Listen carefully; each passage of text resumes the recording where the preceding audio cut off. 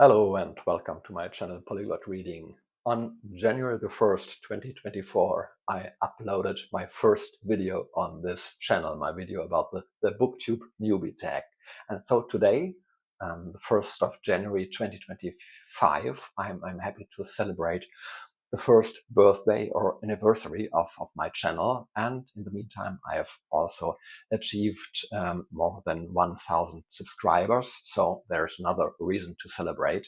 So it's common practice among booktubers to celebrate 1,000 subscribers by creating a Q&A video. And so I asked you last month to send me not only your questions, but also for suggestions for books or authors that you would like to see reviewed here on my channel in the year 2025. I received questions in all three main languages of the channels, and so as usual, I'm making three versions of this video in each of the main languages of the channel, but I will answer all questions in each of the videos, regardless of the language in which the questions were asked. So thanks a lot for your support and for sending me your questions, and also for your interest in this channel, in this exciting first year. So I'm so happy about this journey. I'm so happy that I started to create this booktube channel. It has been such a stimulating and rewarding experience. It has boosted my own reading, the intensity of reading, the amount of what I get out of my reading. And all of this would not have been possible without your interest and support, would really help me to maintain the level of enthusiasm and energy to continuously produce videos on this channel. So the first question I received was from the, I think, American viewer, David Novak, who is a booktuber himself. I have provided a link to his channel. David Novak reads poetry. And yeah, so he's also an author himself. David Novak, I think his main focus is writing poetry. And so I think this is also the reason why also his question is along those lines. He asks, do you also read poetry in German, English, and Italian, or in other languages? And do you have favorite poets in these languages? And can you compare the poetry of the different languages? And unfortunately, David caught me a bit off guard or flat-footed here, because I'm actually not very well versed in poetry. I do read poetry, but very, very little compared to what I read in prose. And when I do read poetry, it tends to be more traditional poetry from the 18th, 19th, or early 20th century. This is the poetry that usually appeals to me.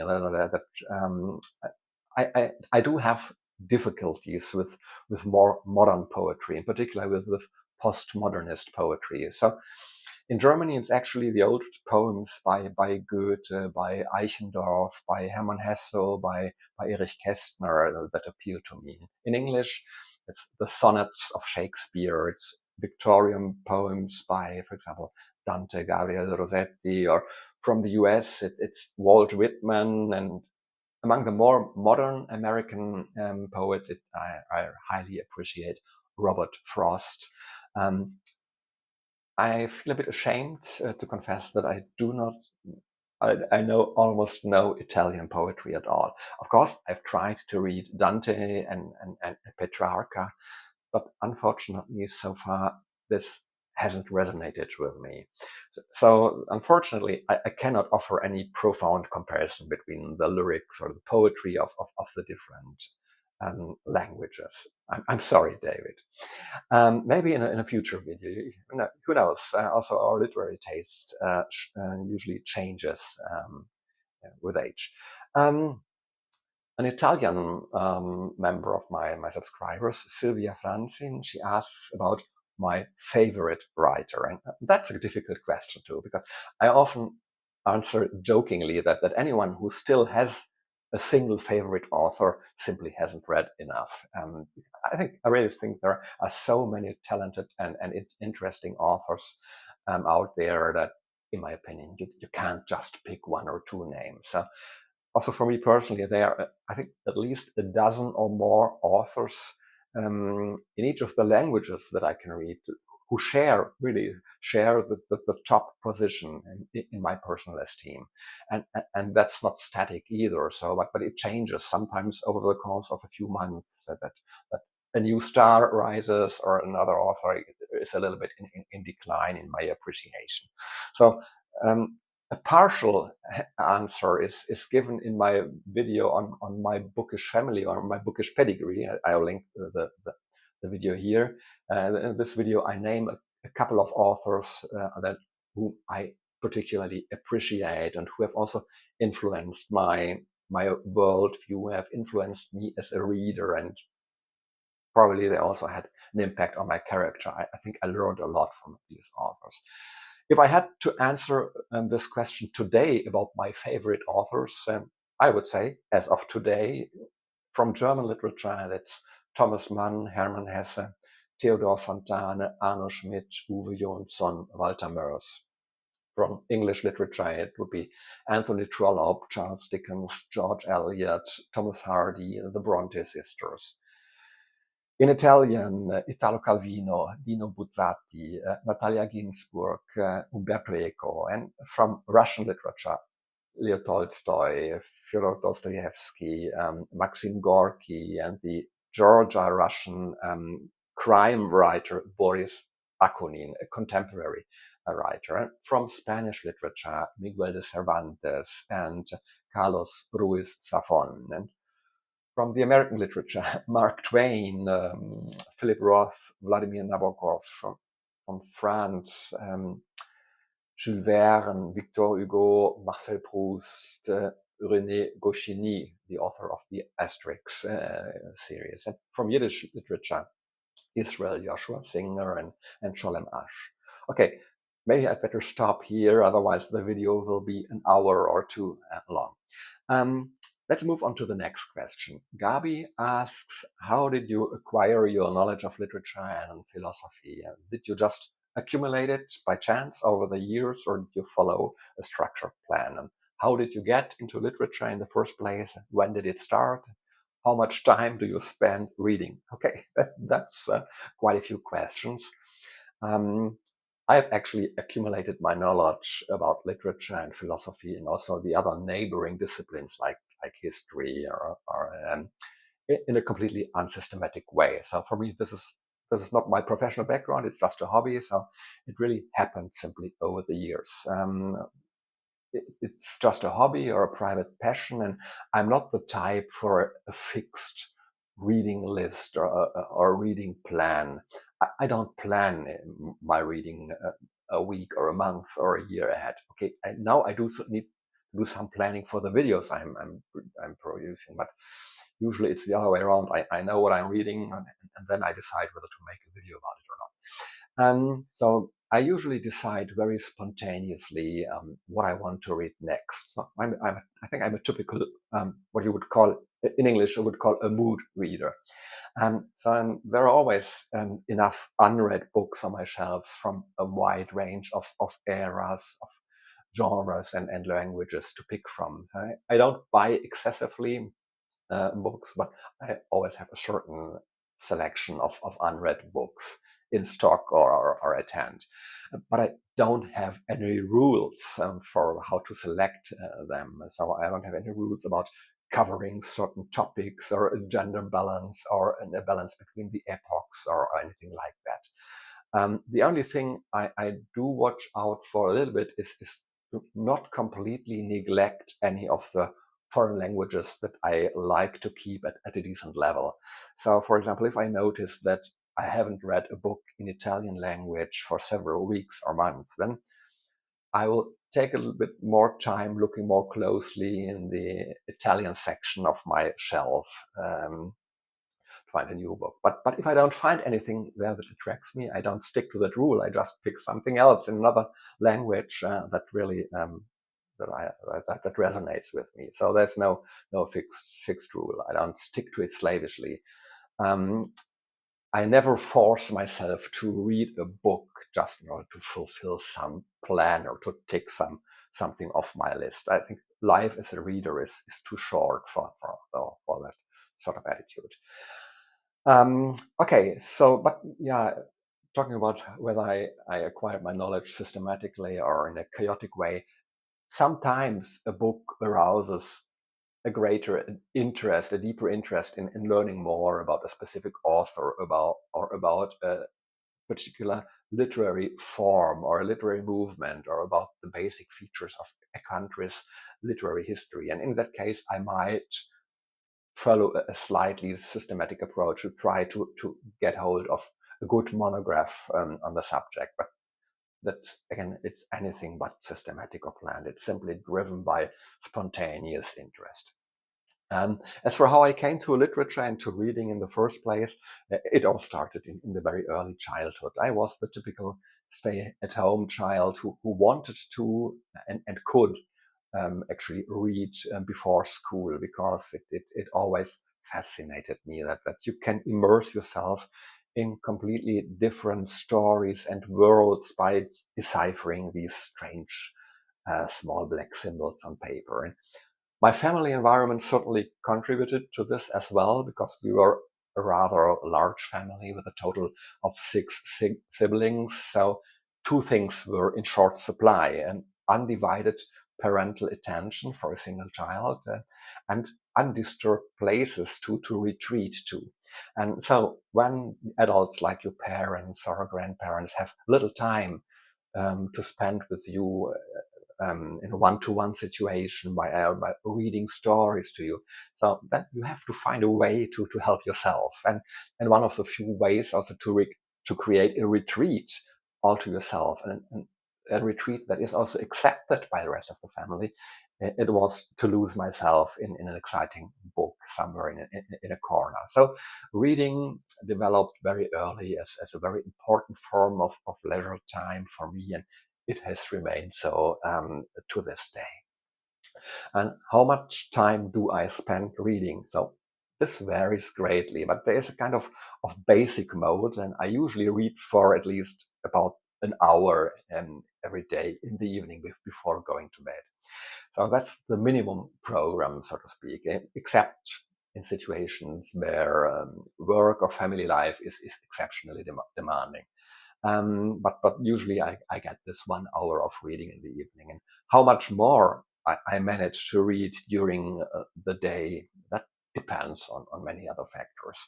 Especially in the warmer months, I like to spend a lot of my free time outside, gardening, biking, hiking. So I read less in these months. So in winter, then there is more time for quiet reading by the fireplace. What facilitates my reading a lot is that I don't watch any TV at all. So no news, no talk shows, no sport shows, no soccer, no football, no baseball, and also watch very few films. So I don't spend much time on Netflix or Amazon Prime, or on watching DVDs or Blu-rays either. I might get to 1 to 2 films a month, but more likely it's even less on average. And of course, this gives me a lot of time for other hobbies like reading. A subscriber named Peters.778 would like to see a review of a book written by Charles Ferdinand Ramus, for example, a book with the title The Lad from Savoy, or The Great Fear in the Mountains. I have to admit that I didn't know this Swiss author before, but now I'm curious. I just learned that this is an important Swiss author who wrote in French. So I'm curious, of course. Thanks a lot, Peters, for this suggestion. I promise there will be a review video of one of his books in this channel this year. And you also asked how the science fiction project on my channel is going to continue. Um, I will say something about that later in my video, when I give a little preview or outlook on what will go on this channel in 2025. Helena Motade Noronha asks how I learned the foreign languages I speak, and she asks about my favorite method for language learning, and whether I developed my own method, or whether the method depends on the language. So yes, to all of that. I have developed my own method, or rather I created my method picking from existing methods, and also this combination is still in development because I'm still constantly learning new things, finding out what works well in one language or what doesn't work out in the other. So, and in each language, you have a different starting point and different challenges because the similarities and relationship of the new language to the ones that you already know, they're always very, very different and very individual. So, and as I mentioned, in finding the method that is perfectly tailored for me, I didn't reinvent the wheel, but I did. I'm a scientist, so I did some research. So, what does the linguistic literature say? You know, what methods are out there, and what is the linguistic data on these methods? So, which of the methods that we see promoted everywhere, which of these are just fantasies of fantasy products of self-proclaimed experts, or just clever marketing strategies of greedy quacks? And what are the methods whose effectiveness is actually proven in experimental studies? And so from the proven methods, then I put together a suitable set of methods, or rather a toolbox of methods, of different methods, which I then use or combine in a slightly different way for each language I'm learning. And I'm easily tempted to talk about this topic for hours. I would try to limit myself to outline just a few key elements or key pillars of my method portfolio or method toolbox. I think the most important thing for me is in the beginning to build up a good vocabulary stock, because I'm deeply convinced that vocabulary beats grammar, at least in the early stages. So I try to build up a basic stock of vocabulary and phrases as quickly as possible. I'm not trying to learn randomly selected words, but I try to focus myself on the 3,000 or 4,000 most frequently used words in everyday language of that target language. And it's quite easy to find these so-called frequency lists of the most common words for any given language in the internet in the form of databases or spreadsheet lists. And there are many apps available for your mobile that you can use to import these lists and to learn these words and phrases in a sort of a modern version of a flashcard system, also with a automatic spaced repetition approach. So that is that the app automatically adjusts the frequency of repetition of new words, adjusting it to your learning process, to your learning curve. This is something I usually do at the first thing. And I'm really convinced that vocabulary is much more important than grammar in the early stages of language acquisition. If you know 90% of the words in a sentence, in most cases, then you will be able to get the meaning of the sentence, even if you don't know or don't understand all the grammatical structures. But the good thing is, if you understand the meaning, then you will learn unconsciously, you will learn a lot about the grammar structures. You acquire it, so to speak, in a passive way, if you have a good understanding of the meaning of the sentence. So that's the way how little children learn the grammar of their native language. They don't study grammar textbooks, but their brain is figuring out the grammar rules based on the sentences that they do understand in the language. So it doesn't work the other way around. If you have a perfect understanding of 100% of the grammar rules of a language, but you only know 50% of the words of a sentence, you will get nowhere, and you can't learn the meaning of the remaining 50% of the words in this passive unconscious way. It can work if there's just one unknown word in a sentence, but not if that's 50%, and you're totally lost. So at least for me, this approach works perfectly fine, starting with building up a stock of vocabulary and basic phrases in a language, to prioritize on vocabulary. And I also benefit from the fact that actually learning vocabulary comes quite naturally to me. Actually, for me, it's a lot of fun. I can even get some feeling of addiction of always wanting to learn 5 more vocabularies in a new language. I know this is not the same for everybody, but for me, it works that way. Of course, it is helpful if you know a few basics of grammar, but I'm convinced that you can achieve a lot in the early stages by limiting your grammar studies systematically on three key pillars, key elements. First, you need to have a basic understanding of the sentence structure in the new language. So what makes a sentence just a statement in the affirmative? What makes it a question? And how does a negation look like? So you need to be able to recognize these three different types of sentences. Second is, how do I recognize whether an event is told in the past, in the present, or in the future? That's helpful. And third, how do I recognize whether a sentence talks about a first person, a second person, or a third person perspective? And so that's, but with these three elements, you can make a lot of progress in the early stages. Another important pillar is consistency. That's doing just a little bit in the target language every day. 10 minutes every day is much, much better than just 1 hour at the weekend and nothing else in between. And another part of my method is trying to go as early as possible for original material in the target language on topics that I'm interested in. Right? Almost any language. There are podcasts available in simple language, and you can slow down the speed. Or you can listen to radio stations from every country on the internet. You can listen to music from every country on every language on Spotify or Amazon Music. And if you listen to or watch to YouTube videos on your hobbies, then you have the advantage that you're interested in the topic. And the background knowledge that you have really helps you to overcome many of the language difficulties. And you have a lot of background knowledge that helps you to fill all the gaps that are due to your limited knowledge of the language. So you can easily guess a lot of things. And if it's about your hobby, you're also more inclined, more willing to watch the same video 5 or 10 times until you really understand everything. So this works for me as well.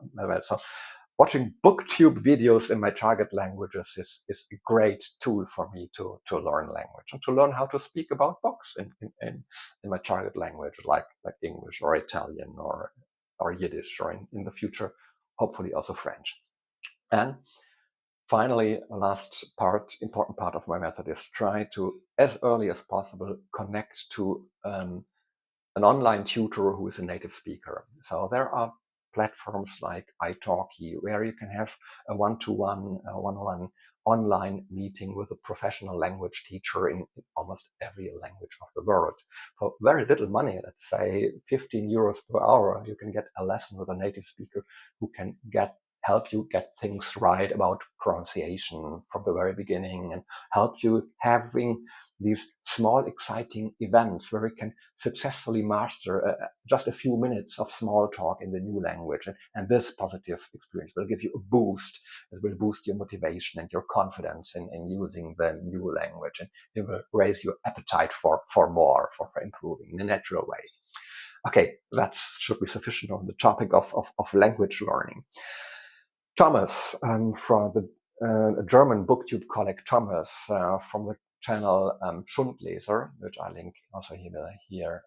He asks, how often do you hear the sentence, "No, David, we can't put up another shelf at home. There has to be an end to it sometime."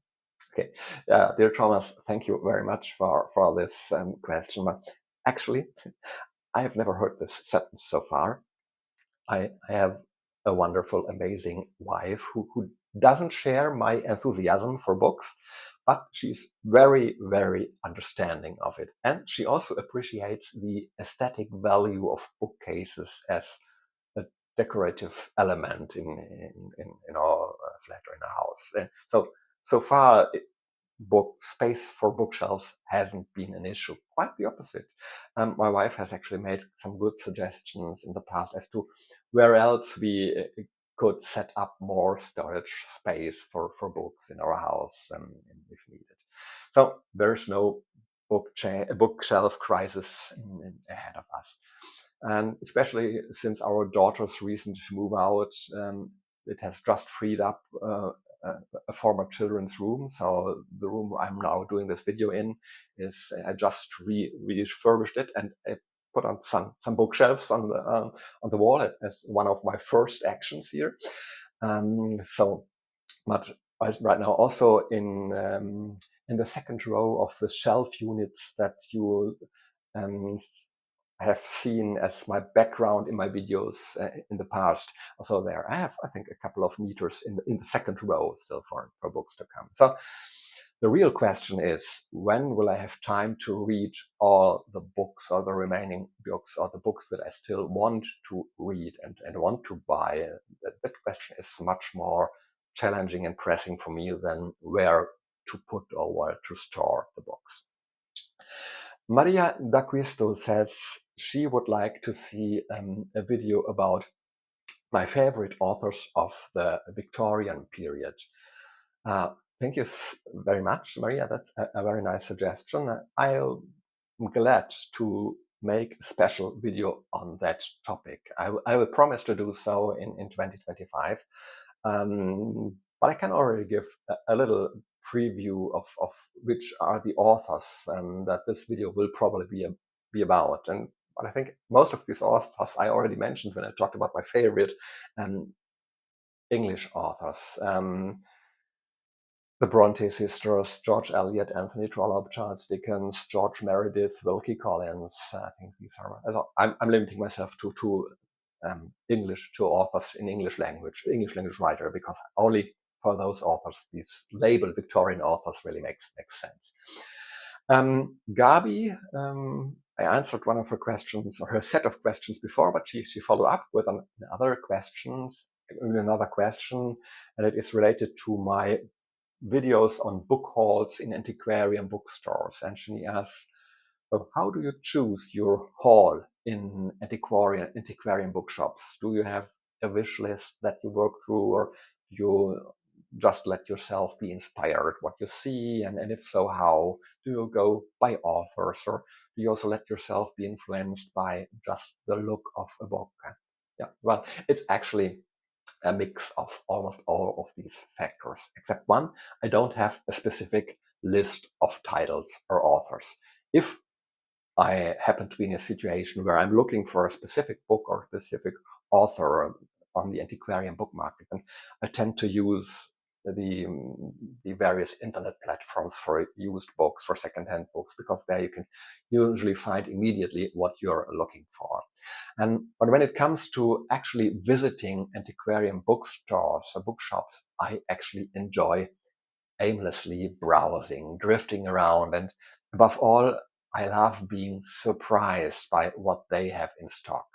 The more chaotic their collection, the better. So I love going through piles and boxes and shelves full of unsorted books.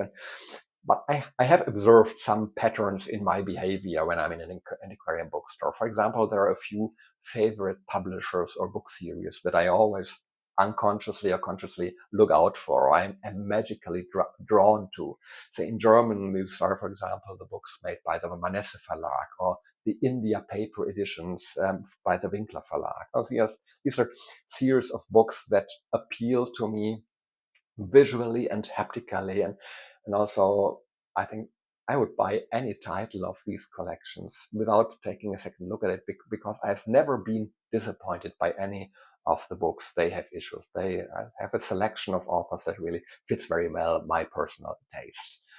Or in English-speaking countries, I appreciate the editions of the Folio Society, or the Library of America, or the series Oxford World Classics. So these are simply publishing houses and book series that virtually guarantee a literary quality that really matches my taste. And then, of course, there's a whole series of authors whose name are at the back of my mind, authors I have heard of some point, and when I read their names, I remember, oh yeah, I heard about this. Might be interesting. I suspect it might be interesting to me, even if I have never read some of their works so far. And then there are also these visual criteria. I just love books that are beautifully designed and nicely crafted, with a nice cover, a sewn binding, a ribbon marker, illustrations, or a cloth binding, or leather binding, or gilt edges, and and so on. So I'm also attracted by these sort of books. And if I don't know the author, then I start a quick research in Google or Wikipedia to find out whether this book might be something for me.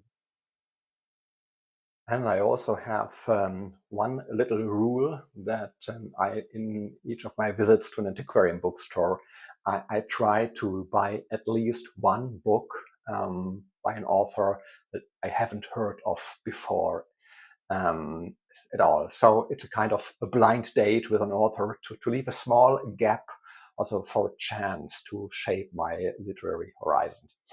Okay, another subscriber, Thomas Herpas, asks, what is your area of specialization in the natural sciences? I think this is triggered by the fact that I sometimes mention that this literature and philosophy and history is also just my hobby. I have a professional background as a scientist, and so I studied a subject in the field of environmental sciences, and it was a very interdisciplinary course of study and at the interface between natural sciences, environmental sciences, and earth sciences. And I really enjoyed this interdisciplinary approach that gave me an insight into a whole range of subjects of chemistry, biology, microbiology, botany, geology, climatology, meteorology, hydrology, soil science, environmental chemistry, analytical chemistry, you name it.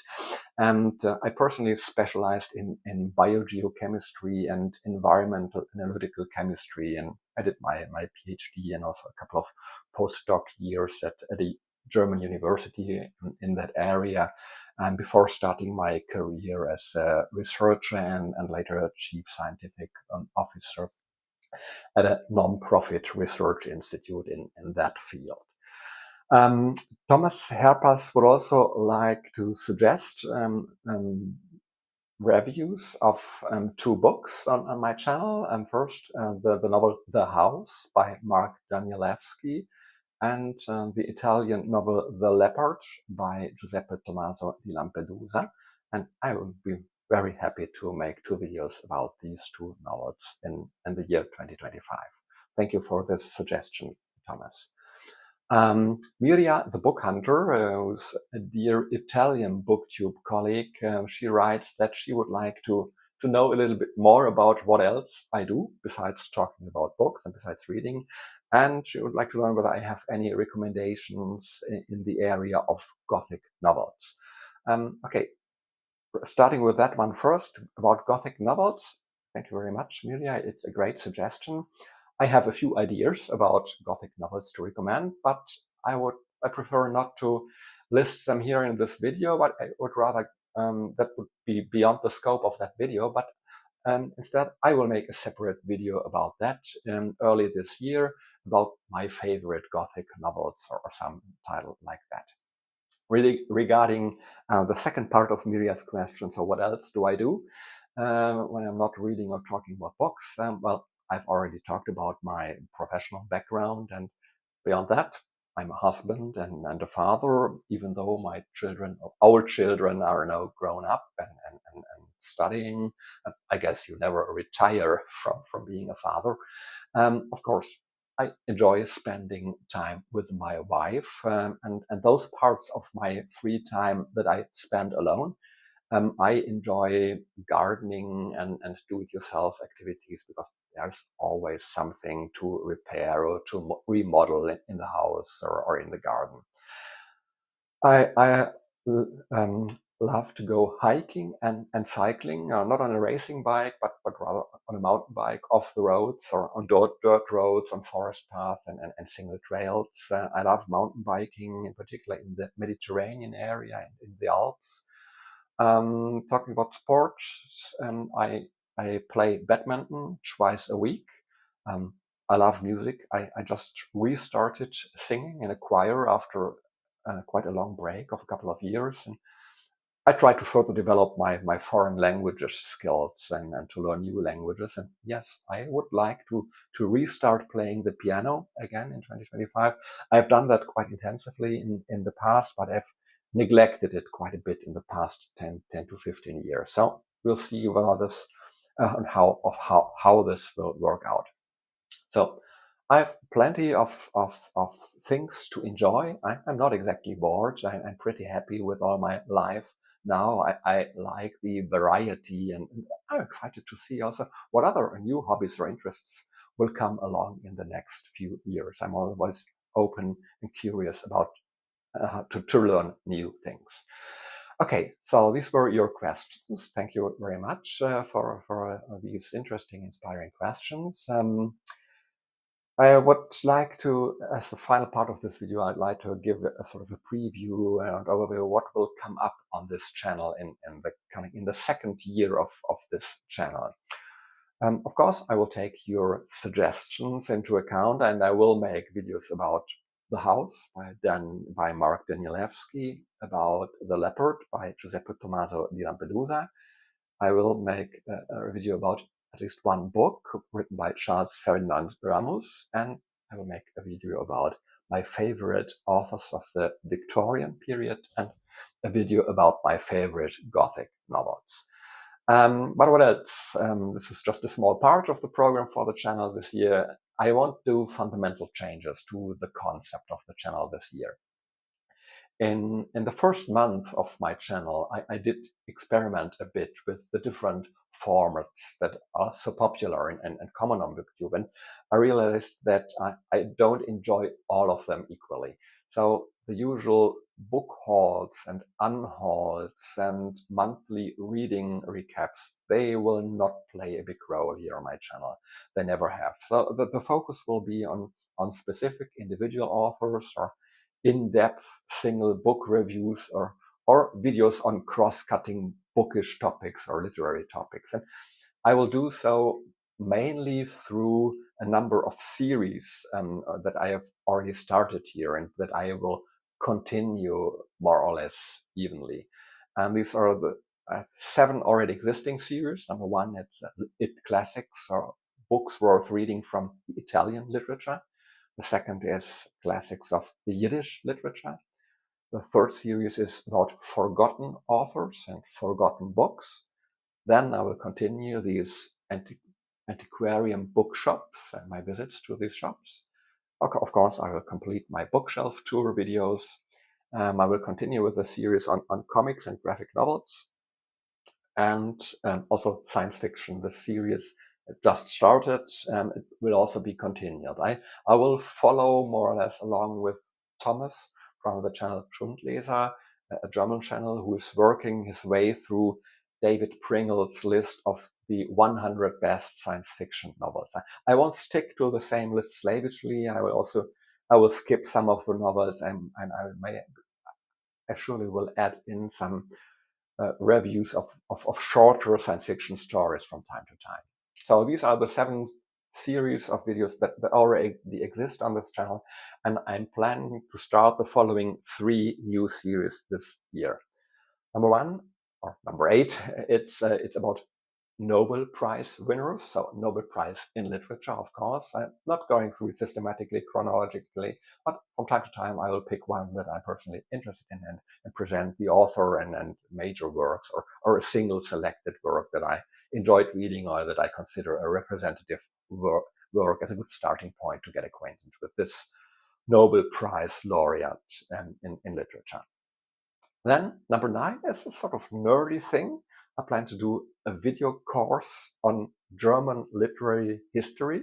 So this is based on a personal hobby project to complete my knowledge of German literary history in a more systematic way than I did in the past. So I would like to start in a few, I think maybe in 2 weeks, with the first video on the German literature of the Enlightenment, and then carry out chronologically a series of about a dozen episodes on the subsequent most important literary epochs and movements in German literary history. And in this series, I will try to explain, on the one hand, the most important literary developments, the philosophical questions and artistic concepts that were developed or discussed at that time. And I will complement this by presenting and recommending books worth reading from that period. And I will not stick to any official canon or to any list created by the big names in literary criticism.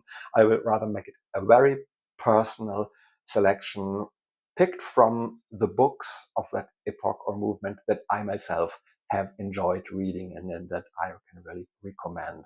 Um, and that I can recommend for you as a starting point if you're interested in this part of the German literary history. And number 10, a new series about French literature. So I'm already able to read French literature in the original. Not all authors, but quite a few. I'm able to read them in the original.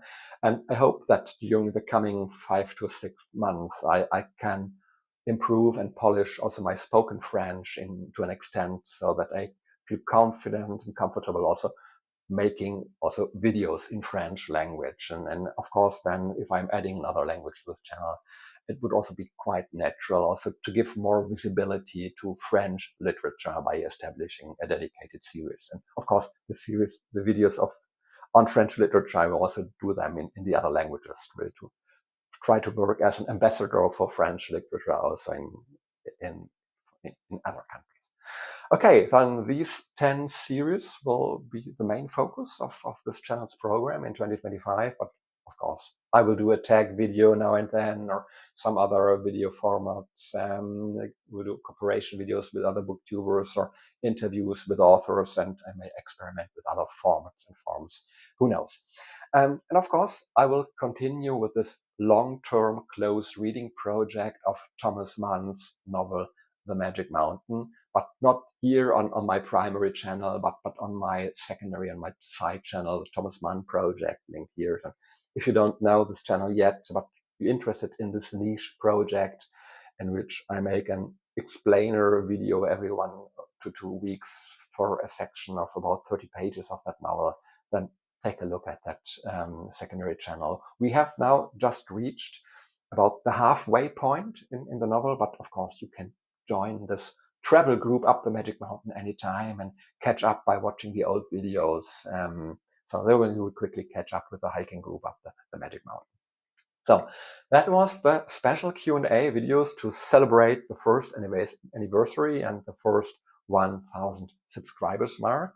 And I'd like to thank all of you for your congratulations, for your comments and for the questions that helped me shape this video, but also for your interest and support in this channel, for this channel over the past year, for your subscription, for your likes and your positive comments. This has encouraged me tremendously and it has given me the energy and the joy to continue with this channel.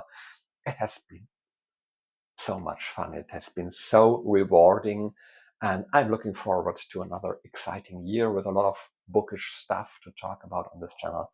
Hope to see you next time. Have a great reading time and a great year 2025. Take care, bye bye, and ciao.